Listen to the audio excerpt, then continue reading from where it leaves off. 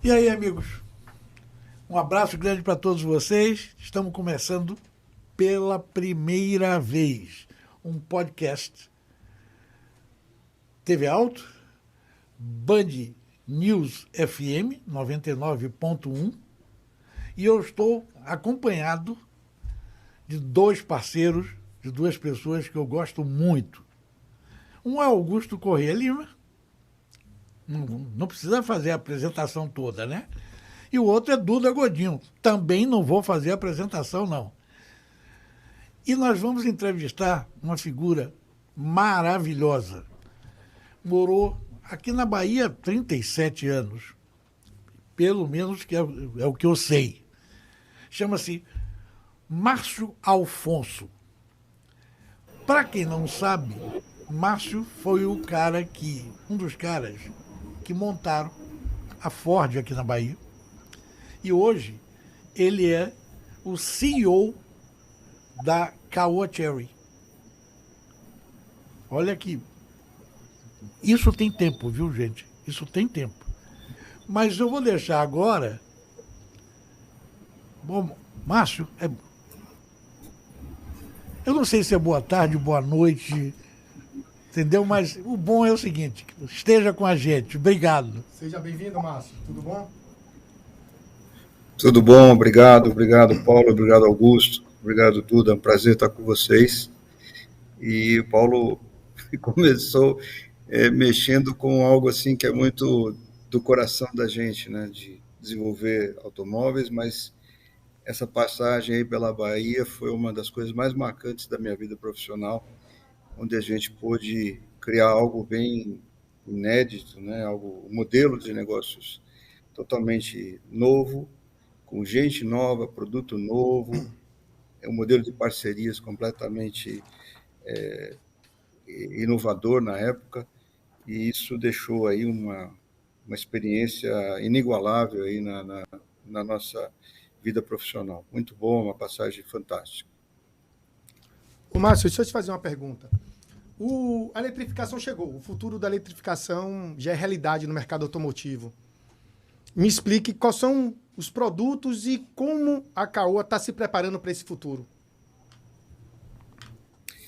Então, a eletrificação, ela vem no momento em que a gente está precisando de tecnologia para vencer algumas barreiras tecnológicas, para melhorar a eficiência do automóvel. O automóvel ele precisa consumir menos, ele precisa poluir menos, e a eletrificação ela nos ajuda na medida em que você consegue rendimento maior, você consegue converter energia de uma forma mais eficiente, e tem um benefício também interessante. A gente hoje, quando freia um automóvel, você desperdiça energia, você gera calor, né?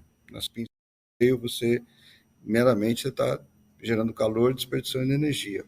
Que tal pegar essa energia, guardar numa bateria, no momento seguinte reutilizar? Então, um primeiro passo, né, eu costumo dizer que parte do que a gente faz com o sistema elétrico é regenerar, guardar a energia que você ia desperdiçar, você reaproveita essa energia.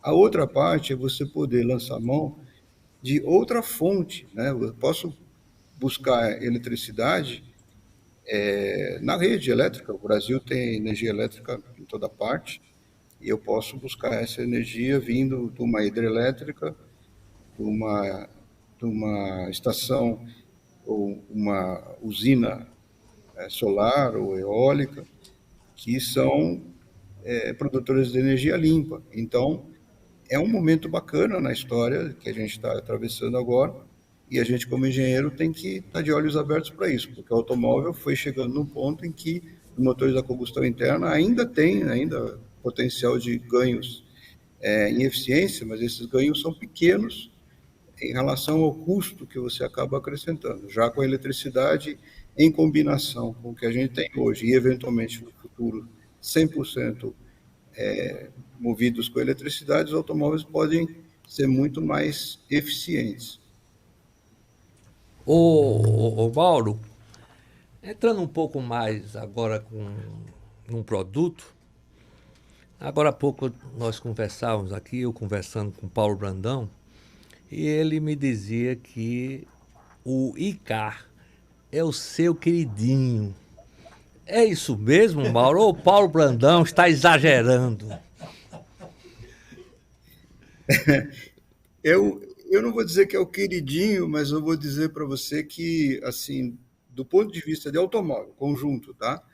Se eu tivesse que fazer um projeto de um automóvel, uma das coisas que eu faria era melhorar a massa do automóvel, reduzir a massa dele. Como é que você reduz a massa? Usando materiais leves.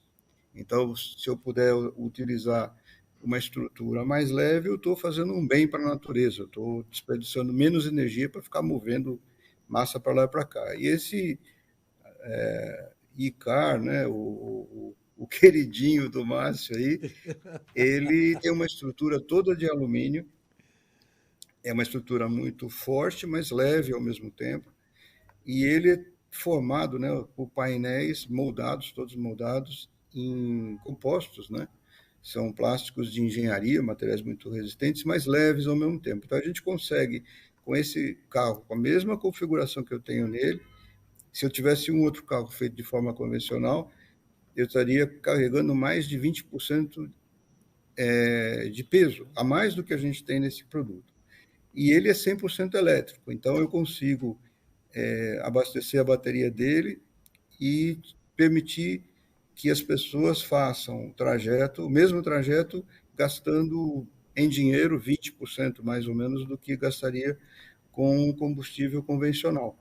Então, é sim, do ponto de vista tecnológico, um projeto que, como engenheiro, eu realmente aprecio muito.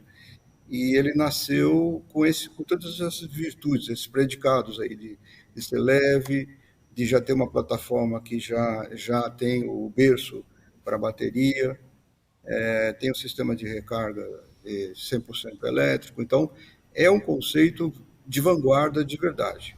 Ele traz aí uma solução muito bonita para quem, nesse caso em particular, busca uma solução para mobilidade urbana em particular. Na verdade, então, você acha que esse carro, ele é, não um protótipo, mas ele é o exemplo de um carro urbano, não é? Ele é um exemplo do carro urbano e ele é desenhado já com a arquitetura do que é um verdadeiro carro elétrico. O carro elétrico, se vocês prestarem bem atenção, com o mesmo comprimento de para-choque a para-choque, você consegue dar mais espaço para o passageiro ou passageiro mais porta-malas, porque você não tem mais aquele espaço todo na frente, aquele compartimento do motor grandão. Agora você ocupa pouco espaço, os motores elétricos são mais compactos, a bateria ela quase que se integra na estrutura, então você faz uso daquele invólucro todo de uma forma muito mais inteligente. Veja exemplos de outros carros, como Tesla, por exemplo. Você tem no mesmo comprimento, para-choque a para-choque, você consegue dar mais conforto, você tem mais espaço para as pernas, porque sumiu literalmente todo aquele aparato que você tem para o motor a combustão interna, radiadores, sistema de escapamento e tudo mais. Então, já é vamos dizer assim, um prenúncio do que a gente vai ver ano a ano aparecendo mais e mais no mercado. Já tem alguns produtos que já nasceram dessa forma, então o engenheiro consegue fazer a arquitetura dele de maneira que você consiga dar mais conforto, dar mais espaço para o passageiro e para a carga. Ô, Márcio, e ele tem 282 quilômetros de autonomia, se eu não estou enganado. Então, com cada carga, você consegue rodar um dia inteiro. Se você for andar pela cidade, você não consegue rodar isso tudo em um dia de trabalho, né? Não, de verdade, ele faz até mais. A gente tem feito medições, ele passa de 300 quilômetros de autonomia. Depende um pouco também de como você dirige, mas, assim, para quem circula como eu aqui na cidade, eu faço 10 quilômetros para cá, 10 quilômetros para lá, para vir, para voltar para casa, eu rodo uma semana inteira tranquilo. Mas você pluga ali na tomada e consegue recarregar e rodar sossegado vários dias, né? E hoje, se fosse, eu não tenho o número atualizado assim com exatidão, mas assim, o último cálculo que a gente fez agora em setembro estava dando mais ou menos 19 centavos de real por quilômetro contra a gasolina acima de 70 centavos. Então você vê que realmente faz sentido. O que precisa agora é ganhar escala, as baterias continuarem baixando de preço, até a gente chegar no ponto em que equilibra vamos dizer assim, o investimento inicial e o retorno que você tem com o custo operacional mais baixo. E se eu não me engano, o IK foi um dos carros elétricos mais vendidos em setembro ou agosto, não estou lembrado. Teve um. O maior, sim, dos emplacamentos foi o maior número de veículos elétricos emplacados até agora pertence ao ICA. Ô Mauro, desculpe, Márcio, desculpe. A Caoa sempre foi uma empresa muito admirada, seja pela sua administração e até agressividade comercial. Ela sempre teve uma admiração muito grande, inclusive das outras marcas concorrentes. Deve ter muitos segredos aí que, evidentemente, que a gestão não vai falar.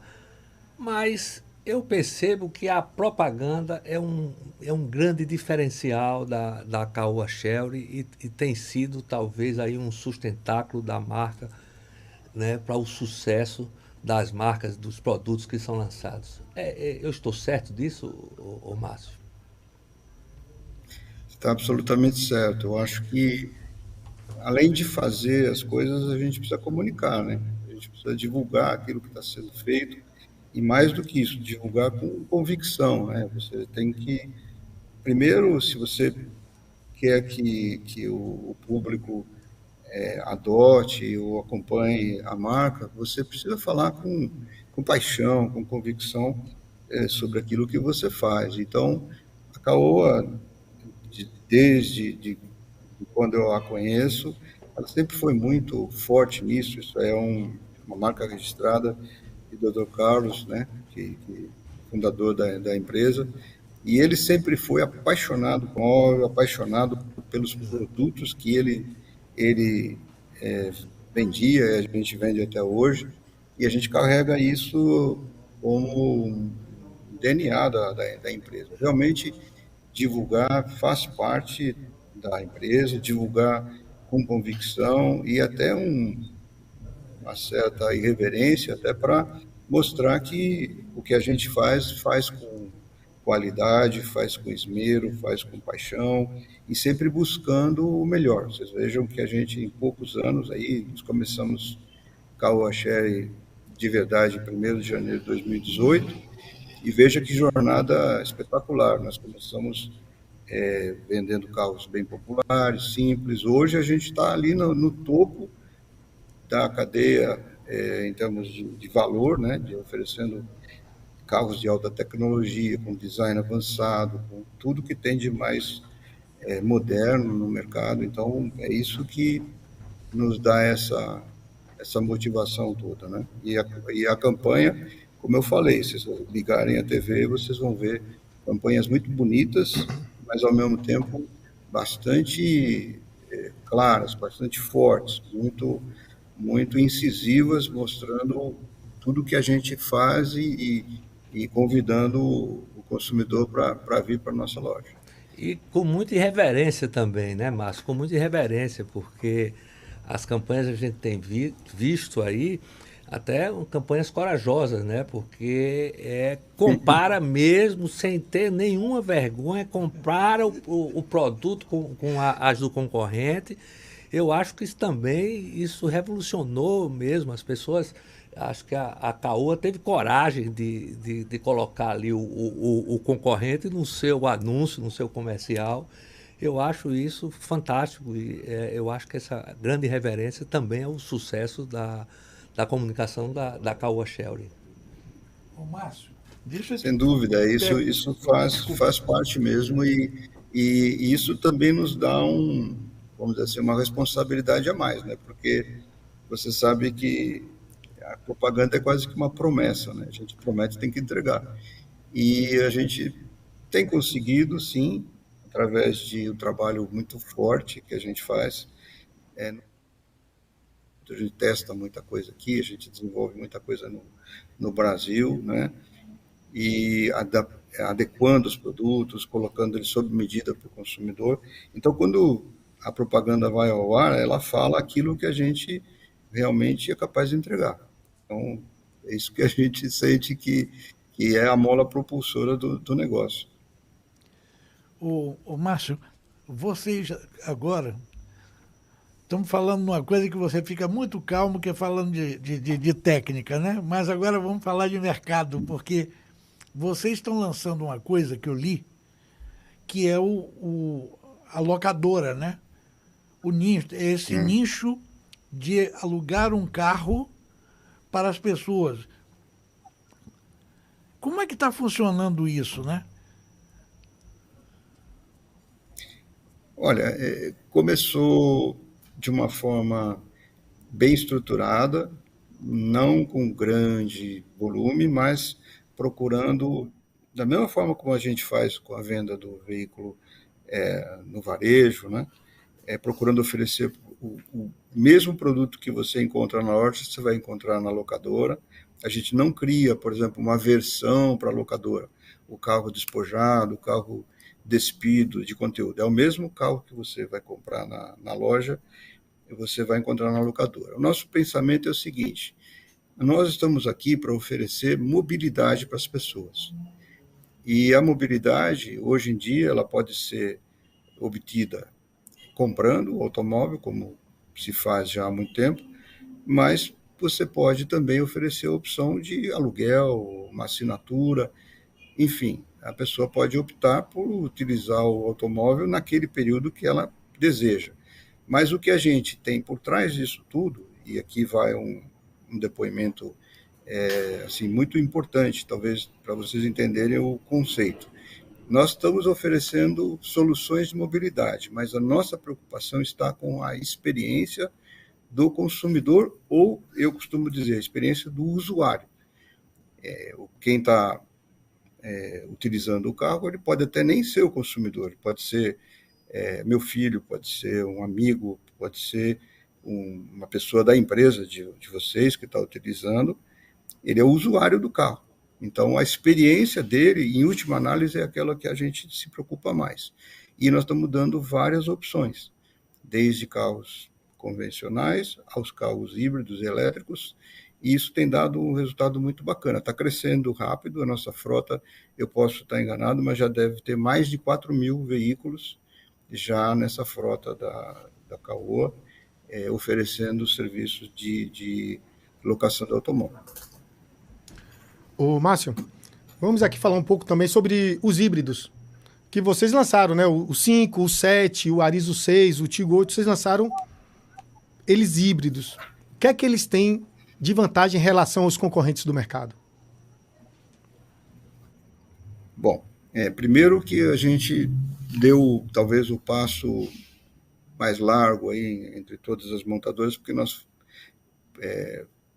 agimos aí em todos os modelos, né? Praticamente foi um lançamento simultâneo que a gente fez, já agora recentemente em julho, vocês tomaram parte das comunicações, até do evento que nós promovemos, e a ideia foi a de oferecer as soluções para todos os nossos clientes, desde o cliente do carro mais sofisticado até o Tigo 5X, que já é um carro nobre, já é um carro com conteúdo muito bom. Então, toda a nossa frota ela já veio sendo preparada agora, recentemente, com, eu diria, 3 níveis de tecnologia, cada uma com um grau diferente de hibridização. Então, a gente tem o que a gente chama de 48 volts, que estão no 5X, no 7 o 5X Pro, o 7 Pro e no Arizo, que está chegando agora nas lojas.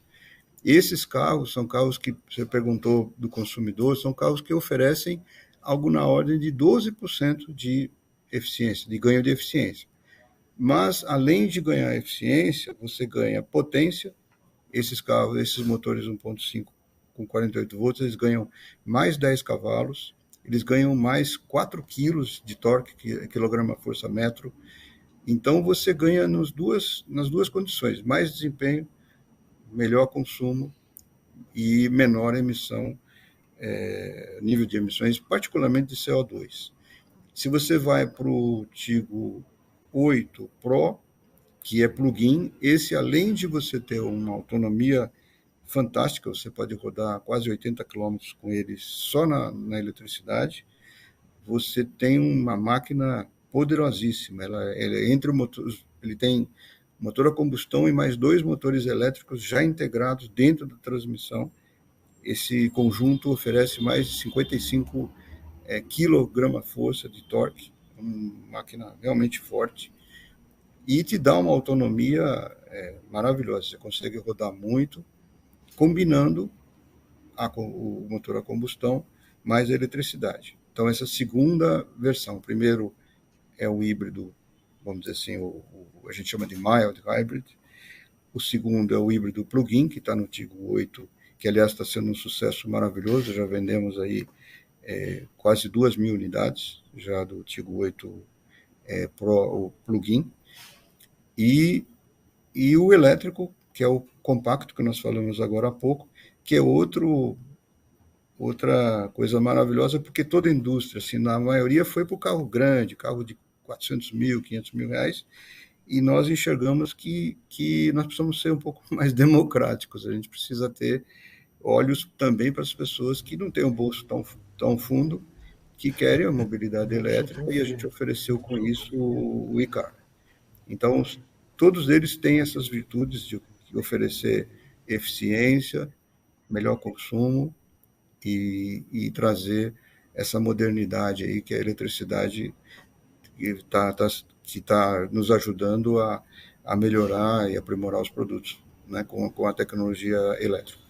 Agora você tocou nos seus outros queridinhos. Eu estava esperando você falar sobre eles, porque eu sei, desde quando você começou a lançá-los, a maneira que você falava de cada um deles. Então, isso é muito, muito legal. A gente vê agora você tocando. Mas eu tive a informação, vocês é que deram, que está vindo uma novidade lá na fábrica de Anápolis. Está vindo 2 novidades, pelo menos que eu sei, né? Você pode adiantar alguma coisa para a gente? Eu não posso, infelizmente, dar detalhes para vocês, mas a gente tem sim algumas novidades. Não sai daqui, vai ser segredo. Nesses próximos dias aí vocês vão estar vendo mais uma etapa dessa jornada da Caoa Chery. Vou tentar ser bem claro. Nós fomos agora, a gente vem evoluindo na questão do design, vocês estão acompanhando, os carros vêm evoluindo com interior, design de exterior também, cada vez mais bonito, ganharam a eletrificação, e agora nós entramos numa etapa que vocês ouviram a gente falar, o Paulo falou, que eu falo com paixão e falo mesmo, de segurança veicular. Os genericamente chamados ADAS, que são sistemas adaptativos, mas eu gosto de tratá-los como sistemas de segurança ativa. Então, os carros agora da nossa frota, todos terão o sistema de segurança ativa. A gente chama de Max Drive. Então, a gente está preocupado em oferecer ao consumidor segurança. Até há pouco tempo, a gente falava de proteção com airbags, com aqueles restritores dos cintos, sistemas de absorção de energia. Agora a gente está trabalhando para que não haja colisão. prevenir colisão.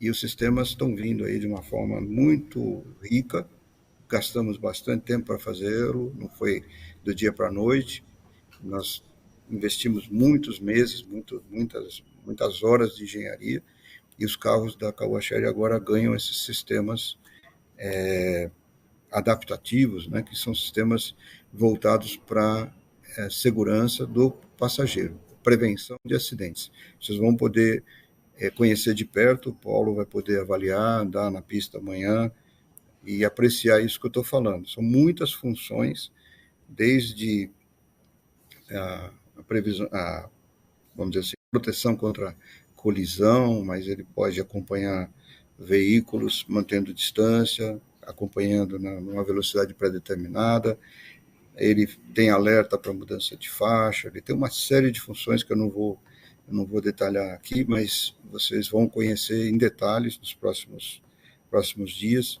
e isso vai gradualmente também ser oferecido para todos os modelos da nossa linha. Então, as novidades estão chegando aí, e eu acho que vocês vão realmente apreciar o quanto que isso transforma os produtos e os torna mais seguros também. Márcio, deixa eu te fazer uma pergunta. E a fábrica de São Paulo?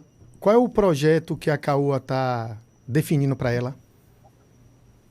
De Jacareí. Então, a gente quando nós falamos daquela pausa, daquela hibernação, alguns chamaram de hibernação, a intenção era justamente prepará-la para entrar numa nova fase de produtos, né, trazer novos produtos. E nesse intervalo, a gente vem trazendo agora carros importados através de lá. O Icar está vindo através de Jacareí, o Arizo está vindo de lá também, e nós estamos preparando mais um produto para lançar no começo do ano que vem, que deve começar por lá. E a ideia é, à medida que a gente for ganhando agora volume, musculatura, a gente retomar a produção local. Então, a gente está preparando agora, como a gente havia antecipado, os processos. Por enquanto, a gente está na fase de estudo, desenhos, etc., porque a gente tem muita confiança que os volumes vão começar a ganhar assim, mais escala, e com isso a gente volta a produzir, mas já produzir veículos já com essas tecnologias mais avançadas, já carros que nascem elétricos ou híbridos. Então a fábrica já teria essa preparação toda para produzir carros com essas novas tecnologias, já começando, espero, já no ano que vem. O Márcio, você falou que está vindo mais um produto lá de São Paulo. Seria 100% elétrico? Ainda não, mas deve ter na família, deve ter ambos, híbridos e elétricos. Está todo mundo eletrificando aí seus motores, né? Seria o fim do motor a combustão? Olha, eu fiz um levantamento aí com a nossa equipe e eu ainda acredito que não. Vai demorar um bocadinho para os motores a combustão serem abandonados. Por quê? A eletrificação, ela nos ajuda muito, mas para que ela seja totalmente efetiva, a gente precisa de uma matriz elétrica, não só no Brasil, mas em toda parte do mundo, uma matriz elétrica limpa, senão não faz sentido. Eu não poluo no automóvel, mas estou poluindo na usina. Não faz sentido queimar carvão, queimar derivado de petróleo, poluindo a atmosfera num determinado ponto onde está a usina, e eu batendo no peito aqui, dizendo, não, meu carro é limpinho, não polui, mas eu estou consumindo energia de uma rede que não é necessariamente limpa ou que não tenha geração de energia com fonte renovável. O Brasil tem uma situação muito particular. O Brasil tem, talvez, a matriz elétrica mais limpa do mundo. Isso aí foi fruto de um trabalho que a gente fez e que mostra que nós temos hoje, no dia de hoje, 83% da matriz elétrica brasileira é suportada por fontes renováveis. Se o Brasil continuar na rota que está sendo prevista, e até os governantes vêm falando muito agora de ampliar a produção de energia eólica na costa brasileira, no Nordeste brasileiro, nós temos áreas muito interessantes na Bahia e no Ceará, tem vários lugares do Brasil que tem essa vocação. Nós vamos ampliar a oferta de energia elétrica de fonte limpa. Porém, nós temos uma outra virtude que é também muito brasileira. Nós somos segundo maiores produtores de etanol do mundo. E o país que teve o melhor programa de substituição de derivados do petróleo do mundo. Então, o etanol, o programa que nós, Proálcool lá atrás, e o programa que a gente vem desenvolvendo aqui no Brasil, é fenomenal. A gente consegue produzir em grande escala, distribuir em grande escala, e nós estamos caminhando agora para novas gerações. Então, nós estamos indo para etanol de segunda geração. As usinas estão se preparando para utilizar o subproduto da produção do álcool, que gera bagaço. Esse bagaço vai passar por um processamento, vai gerar o etanol de segunda geração, e o vinhoto, que até há pouco era um passivo ambiental, vai ser usado para produzir biometanol. Então, essa combinação de biocombustível mais eletricidade dá uma sobrevida fantástica para os nossos motores a combustão interna ou até para transporte de carga, porque os caminhões podem se beneficiar desse biometanol, e isso, na minha opinião, ele pode permitir que a gente utilize motores a combustão interna mais tempo, porque eles são muito menos poluidores quando movidos a etanol do que com gasolina. Então, há várias soluções aí. Esse sistema que a gente usa hoje, em que a transmissão eletrificada vai acoplada a um motor a combustão interna. Tem outros sistemas, como os chamados range extenders, que você tem um carro elétrico, literalmente elétrico, e dentro do carro vai um geradorzinho, que pode ser movido a etanol, eventualmente.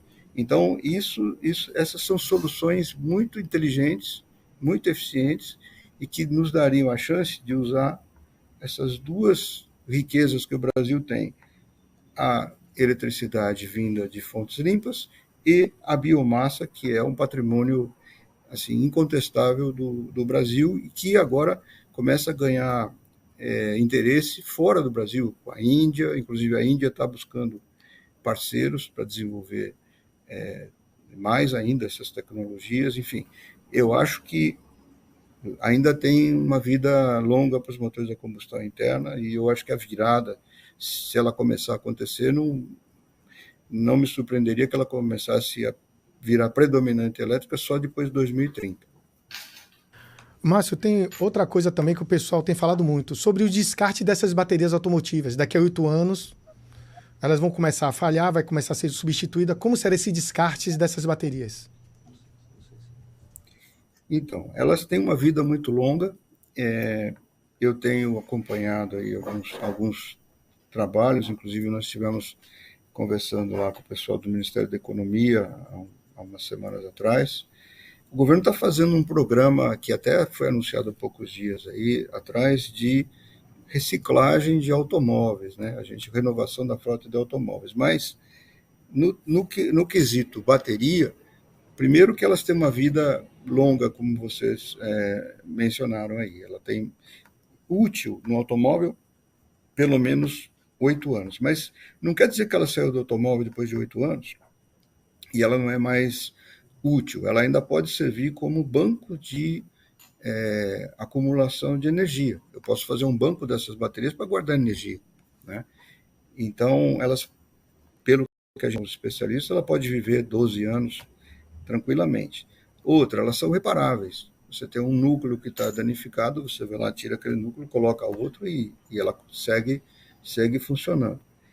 E ela é composta de materiais nobres, então, certamente, quando chegar a hora de descartar, eu acredito que nós estamos falando aí de 10 anos para frente, elas vão ter uma outra vida, vão transformar os componentes de cobre, nós vamos transformar eletrodos, enfim, peças de alto valor em novas peças. Elas vão passar por uma reciclagem com certeza, são tudo materiais nobres, e eu tenho certeza que ninguém vai deixar isso tudo ser desperdiçado. O que precisa agora, e já há trabalhos aí em várias partes do mundo, é fazer isso de uma forma organizada, criar um programa para fazer as reciclagens, mas eu não enxergo isso como um obstáculo, não. Eu acho que, como para tudo a gente sempre fez, a gente vai buscar soluções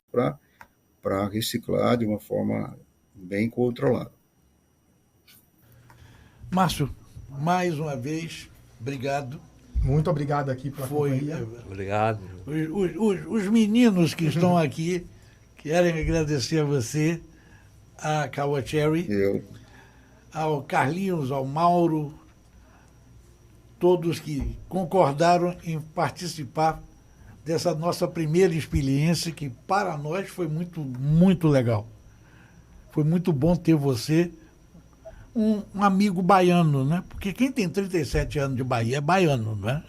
Então, essa casa está aberta para você sempre, tá? Augusto, por favor. Eu que lhe agradeço a vocês todos aí e me uno aos meninos, porque eu também sou menino como vocês aí. Um abraço, muito obrigado. Forte abraço para vocês. Um abraço. Muito obrigado. Um abraço. Valeu, Márcio.